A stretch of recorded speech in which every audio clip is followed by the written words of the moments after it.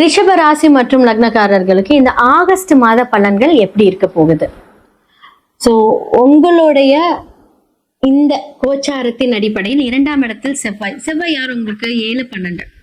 அப்போ புதனோட இணைகிறார். அதுக்கப்புறமா புதன் கடகத்துக்கு போயிடுறாங்க. தனித்த செவ்வாய் 2ஆம் வீட்டுல இருக்கு. செவ்வாய் 2ல இருந்தா அப்படின்னா வாக்கு ஸ்தானத்தில் கவனம், பேசும்போது கவனமா பேசுங்க. அப்போ நம்ம நினைப்போம், ஏன்னா உங்களுக்கே தெரியும் 11ஆம் இடத்துல இருந்து சனி வேற உங்களை பாக்குறாரு. ஸோ ஆல்ரெடி ஒரு ஸ்லோனஸ் உங்களுக்கு கொண்டுட்டு வந்தாலுமே ஒரு லாப சனியாக இருந்தாலும் லாபத்துக்குரியவர் இப்ப வக்ரமாயிருக்காரு. அப்போ வருமான ஸ்தானத்தை நம்ம ஏதாவது கொஞ்சம் ஓவர் திங்கிங், ஏன்னா புதன் கொஞ்சம் செவ்வாயோட இருக்கும்போது என்ன அப்படின்னா புத்திசாலித்தனமா பேசுறோம்னு நினைச்சு சில விஷயங்களை நீங்க ஸ்ட்ராங்கா பேசுவீங்க. அதனால சில பிரச்சனைகள், நம்ம எதிர்பார்க்கக்கூடிய விஷயங்கள் நம்ம பேசும்போது அது தடைப்பட்டு போகுது. அப்படிங்கிற பட்சத்துல நம்ம பேசாம இருக்கிறது நல்லது. ஆனா புதன் வக்ர நிவர்த்தியாய் திரும்பவும் கடகத்துக்கு போகும்போது அவர் குருவோடும் சூரியனோடும் இணைகிறார். அப்போ உங்களுக்கு யாரு அப்படின்னா சுகஸ்தானாதிபதியான சூரியன். அப்போ அவர் கடகத்துல போய் உட்கார்ந்து இனிவெல்லாம் பார்க்கும்போது என்ன ஆகும் அப்படின்னா ஒரு விரயங்கள், பேச்சினால் சில பிரச்சனைகள். அப்போ நீங்க பேசும்போது பார்த்து பேசுங்க. உங்களுடைய மேனேஜ்மெண்ட் சைடா இருக்கட்டும். ஏன்னா 12ஆம் இடத்துக்குரிய செவ்வாய் 2ஆம் வீட்டுல இருக்கும்போது சுப விரயங்கள், இல்ல குடும்பத்துக்கான விரயங்கள், இல்ல நீங்களே ஏதாவது பேசி வம்பு வழியை இழுத்து அதற்கான ஒரு விரயங்கள். 7ஆம் இடம் அப்படின்னு சொல்லக்கூடிய உங்களுடைய மனைவி, உங்களுடைய பார்ட்னர்ஸ் 2ஆம் இடத்துக்கு வரும்போது அவங்க புதனோடு இணையும் போது சில டெக்னிக்கலான ஒரு கொஸ்டின்ஸ் உங்களை கேட்கறது. நீங்க ஒண்ணுமே பண்ணிருப்பீங்க, இல்ல ஏதாவது ஒண்ணு பண்ணிருப்பீங்க அப்படின்னா அது என்ன ஆகும் அப்படின்னா அதை பத்தின ஒரு டெக்னிக்கல் கொஸ்டின்ஸ் உங்ககிட்ட வரும்.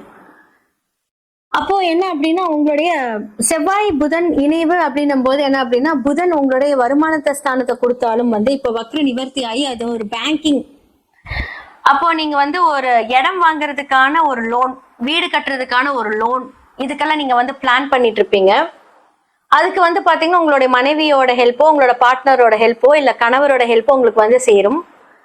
இதை இப்ப பண்ணலாமா அப்படின்னா அதிகமான வட்டியோட எதுவும் வாங்கக்கூடாது. ஏன்னா செவ்வாய் ஒரு இடத்துக்கு வருது அப்படின்னாலே அந்த இடம் கட் ஆஃப் ஆகுதுன்னு நினைச்சுக்கோங்க. ஒரு ஸ்ட்ராங், ஏன்னா விரையாதிபதியாவும் உங்களுக்கு வராரு இல்லையா? அப்போ என்ன அப்படின்னா அதை ஸ்ட்ராங் அந்த விஷயத்த ஆரம்பத்துல எவ்வளோக்கு எவ்வளோ ஈகரா ஒரு விஷயத்த எடுக்கிறீங்களோ அவ்வளோக்கு எவ்வளோ சடனா ஸ்டாப் பண்ணுவீங்க.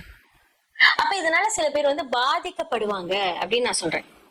அப்போ எடுக்கிற முடிவுகள் நீங்க கொஞ்சம் பார்த்துடுங்க. பேங்கிங் விஷயங்கள் வரும்போது நீங்க கொஞ்சம் நீங்க யாருக்காவது சைன் போட போறீங்க, ரொம்ப தெரிஞ்சவங்க, ரொம்ப ஃப்ரெண்ட், இவங்களுக்காக நான் என்ன வேணாலும் பண்ணுவேன் அப்படிங்கும்போது அவங்க உங்களுக்கு எதிரி ஆகக்கூடிய வாய்ப்புகள் வருது. அப்ப 2ஆம் இடம் அப்படின்னு சொல்லக்கூடிய இடத்துல செவ்வாய் தனித்து, அதாவது புதன் மாறினதுக்கு அப்புறமா தனித்து இயங்கக்கூடிய செவ்வாய் இன்னுமே கொஞ்சம் ஸ்ட்ராங்கா இருக்கும். அப்போ குடும்பத்துக்கான சில விஷயங்கள் படபடப்பா ஸ்பீடா எடுக்கக்கூடிய விஷயங்கள் வரும். சின்ஸ் அவரோட புதன் வீட்டுல இருக்கும் போது என்ன அப்படின்னா நீங்க யோசிக்கிறது கரெக்ட் அப்படின்னு அதையவே யோசிக்க வைக்கும், பண்ண வைக்கும். அப்போ என்ன ஆகும் அப்படின்னா அதற்கான செலவுகள் ஜாஸ்தியாகும். அப்போ உங்களுக்கு 4க்குரிய சூரியன் 3ஆம் இடத்துல இருக்கும் போது என்ன அப்படின்னா மேனேஜ்மெண்ட் சைட்ல மறைமுக எதிரிகள் உங்களுக்காக வெயிட் பண்ணிட்டு இருப்பாங்கன்னு அர்த்தம். இப்ப நீங்க ஒர்க்குக்கு போறீங்க அப்படின்னா சோ அவங்க எதிரிகள். ஏன்னா லக்னாதிபதியும் 6க்குரியவரும் 5ஆம் இடத்தில் நீசமாகிறார் சுக்கிரன். அப்போ என்ன அப்படின்னா நீங்களே ஒரு விஷயத்த தேடி தேடி போற மாதிரி இருக்கும். அதன் மூலியமாக இப்ப லோன் வாங்குறது, நான் சொன்ன மாதிரி இப்போ ஏன்னா புதன் வீட்டுல செவ்வாய் இருக்கும்போது பூமிக்காரகன் 2ஆம் இடத்துல இருக்கும்போது பூமி சம்பந்தப்பட்டவங்க, சகோதர சகோதரிகள் இடத்தில் பிரச்சனை. ஏன்னா சுக்கிரன் அங்க லக்னாதிபதி நீசமாகும் போது அவங்களுடைய பவர் ஜாஸ்தியா இருக்கும். அப்ப இந்த மாதிரியான ஒரு விஷயங்களை நீங்க கொஞ்சம் இது பண்ணுங்க. அதே மாதிரி கேதுவோட உங்களுக்கு அடுத்தது சூரியன் இணைவாரு. அப்போ கொஞ்சம் என்ன சொல்றது, அந்த டிராமாட்டிக் சேஞ்ச் அந்த 17ஆம் தேதிக்கு அப்புறம் பாத்தீங்கன்னா சூரியன் எங்க பண்ணுவார், கேதுவோட இணைவர். அப்ப 4ஆம் இடத்துல கேது சூரியன் இருக்கும்போது கொஞ்சம் தூக்கம் கெடும். ஸோ ஃபர்ஸ்ட் 15 டேஸ் பாத்தீங்க அப்படின்னா ஓகே, கொஞ்சம் நார்மலா ஏதாவது ஒண்ணு சமாளிப்பாங்க. ஆனா ஆகஸ்ட் மிட்ல பாத்தீங்க அப்படின்னா அதுவே உங்களுக்கு ஒரு ஸ்ட்ரெஸ் ஆயிடும். யாரெல்லாம் மறைஞ்சு உங்களுக்கு எதிரியா இருந்தாலும் அவங்களால முன்னாடி நான் தாப்பா உனக்கு இதை பண்ணேன், நீ ஒழுங்காரு, நீ இதை பண்ண அதை பண்ண அப்படின்ட்டு ஸ்ட்ரெயிட் ஃபார்வர்டா அவங்க கிட்ட பேச வந்துருவாங்க. சோ நல்ல விஷயங்கள் குரு 3ஆம் இடத்துல இருக்கு, மறைந்தாலும் பாத்தீங்கன்னா உச்சமாக இருக்கிறது. சோ உங்களுக்கு 8க்குரியவர் மறையிறது நல்லது. அதே மாதிரி 11க்குரியவர் பாத்தீங்கன்னா மறையலாமான்னு கேட்டா நோ. அப்ப என்ன ஆகும் அப்படின்னா இந்த காலகட்டத்துல ஹெவியா ஹார்ட் ஒர்க் பண்ணுவீங்கன்னா அந்த இடத்துல வந்து பாத்தீங்கன்னா வக்கர சனியும் இருக்கிறார். அப்போ 9-10 வந்து வக்கரமாகிறாரு அப்படிங்கிறது வந்து நல்ல விஷயமாகவே எடுத்துக்கொள்ளலாமா அப்படின்னு கேட்டா அவங்களோட சப்போர்ட்டும் இல்லை. அப்போ கொஞ்சம் நிதானிச்சு கொஞ்சம் இந்த மாதத்துல மட்டும் கொஞ்சம் கரெக்டா அதை கொஞ்சம் ப்ராப்பரா கொண்டுட்டு போய்க்கோங்க ரிஷபம். மற்றபடி வந்து கொஞ்சம் தூக்கம் இருக்காது, கொஞ்சம் புலம்பல் ஜாஸ்தியா இருக்கும். நம்ம இவ்வளவு ஹார்ட் ஒர்க் பண்றோமே, ஏன்னா சனி வக்கரத்துல இருக்காருல, வெயிட் பண்ணுங்க சரியாயிடுவாரு. ஸோ வக்கர நிவர்த்தி ஆகும்போது எல்லாமே இதாகும். ஆனால் இந்த காலகட்டத்தில் கொஞ்சம் ஹார்ட் ஒர்க் பண்ண உங்களுக்கு கண்டிப்பா ரிட்டர்ன்ஸ் ரொம்ப நல்லா இருக்கும். ஸோ செவ்வாய் அப்படிங்கிறது வந்து பாத்தீங்கன்னா சகோதர காரகனையும் குறிக்கும்.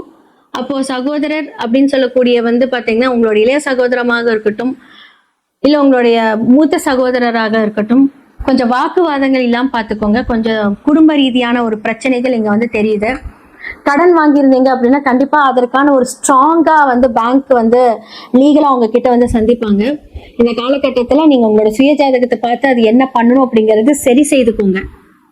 திருமணம் அப்படின்னு சொல்லக்கூடிய விஷயங்கள் இந்த மாதத்துல வேண்டாம். ஏன்னா நான் ஆல்ரெடி நம்ம மேஷத்துக்கு சொன்ன மாதிரியே தான் ரிஷபத்துக்கும். ஸோ 5ஆம் இடத்துல வந்து சுக்கிரன் நீசமாக இருக்கிறதுனால, லக்னாதிபதி மாறுக்குறை நீசமா இருக்கிறதுனால நம்மளாலே ஒரு தெளிவான முடிவு எடுக்க முடியாது. இந்த மாதத்துல உங்களுக்கு வந்து பவர் கொஞ்சம் கம்மியா இருக்கு. அப்போ வந்து கொஞ்சம் அதை வந்து ஸ்டடி பண்றதுக்கு இந்த மாதத்துல வந்து கொஞ்சம் அமைதியா இருங்க. எந்த வம்பு சண்டைக்கு போக வேண்டாம். தானா வந்த வம்பு வந்துச்சுனாலும் விலகி போயிடுங்க. வீட்டுல உங்ககிட்ட சண்டை போடுறாங்க அப்படின்னா நான் பேசுற மூட்லயே இல்லை அப்படின்னு சொல்லிட்டு போயிடுங்க. ஸோ இந்த மாதிரி விஷயத்த கொஞ்சம் தவிர்த்துக்கிட்டீங்கன்னா நல்லா இருக்கும். ஸோ பெண்களாக இருக்கிறீங்க அப்படின்னா நீங்க வந்து பாத்தீங்க அப்படின்னா கொஞ்சம் கடினமா உழைக்கணும். ஸோ பிசினஸ் விமனா இருக்கீங்க அப்படின்னா தூக்கம் கெடும். பிள்ளைகளால் வந்து பாத்தீங்க அப்படின்னா சில தொந்தரவுகள் ஏற்படும். ஏன்னா 5ஆம் இடம் இல்லையா. ஸோ குலதெய்வத்துக்கெல்லாம் நீங்க போறீங்க அப்படின்னு இந்த மாதத்தை கொஞ்சம் நீங்க விட்டுருங்க. ஏன்னா வந்து குலதெய்வமே ஆன்சர் பண்ண முடியாத இடத்துல இருக்காங்க. அப்ப இந்த மாதத்துல வந்து பாத்தீங்கன்னா கொஞ்சம் நமக்கு வந்து இது வேணும் அது வேணும்னு எது யோசிக்காம கொஞ்சம் அமைதியா இருந்துட்டு அடுத்த மாதத்துல நீங்க கொஞ்சம் பிளான் பண்ணீங்க அப்படின்னா கொஞ்சம் நல்லா இருக்கும்.